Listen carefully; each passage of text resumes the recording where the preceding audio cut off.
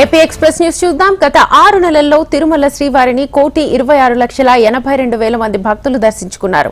స్వామివారి హుండీకి కానుకలు 669,93,00,000 రూపాయలు కానుకలుగా భక్తులు సమర్పించారు.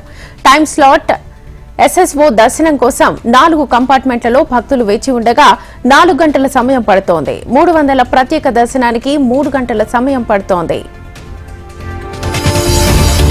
అనంతపురం జిల్లా గుత్తిలో రహదారులపై పశువుల సంచారం ప్రజల ప్రాణాలకు ముప్పుగా మారింది. ప్రధాన రహదారులపై పశువులు విచ్చలవిడిగా సంచరిస్తున్నాయి. గోమాతల సంచారాన్ని ఎవరూ అడ్డుకోరని పశువుల యజమానులు వాటిని యథేచ్ఛగా రోడ్లపైకి వదిలేస్తున్నారు. ఇప్పటికే అనేక మంది ద్విచక్ర వాహనదారులు పశువులతో ప్రమాదాలకు గురై ఆసుపత్రి పాలయ్యారు.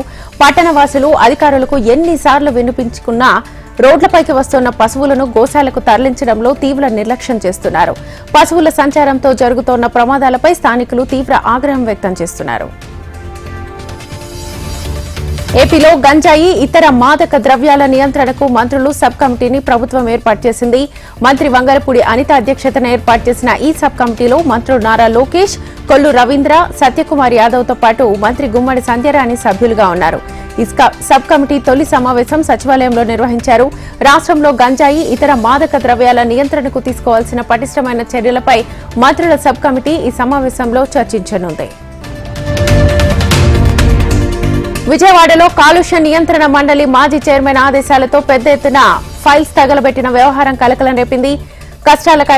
కోస్తా కరకట్ట జిల్లాలపై తీసుకొచ్చిన ఫైల్స్ దస్తాలను డ్రైవర్లు దగ్ధం చేస్తుండగా స్థానికులు గుర్తించారు. స్థానికుల సమాచారంతో పోలీసులు సమీర్ శర్మ కారు డ్రైవర్ నాగరాజును అదుపులోకి తీసుకున్నారు.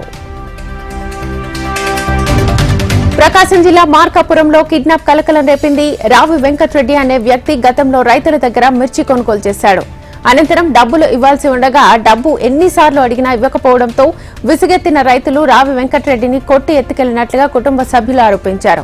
కిడ్నాప్ చేసింది గొట్టిపడియ గ్రామానికి చెందిన మిర్చి రైతులుగా పోలీసులు అనుమానిస్తున్నారు. కిడ్నాప్ చేసిన వారి కోసం పోలీసులు గాలిస్తున్నారు. పార్వతీపురం మన్యం జిల్లా శివం గ్రామంలో దళితులపై దాడి జరిగింది. తప్పుడు పత్రాలు సృష్టించి దళితులు భూములు ఆక్రమించుకుని వారిపై దాడి చేయడాన్ని సిపిఎం రాష్ట్ర నాయకులు తీవ్రంగా ఖండించారు. దళితుల భూ సమస్యను 10 రోజుల్లో పరిష్కరించాలని, లేదంటే జిల్లా స్థాయిలో ఆందోళన చేస్తామని హెచ్చరించారు. అధికారులు స్పందించి దళితులను ఆదుకోవాలని ఆయన కోరారు.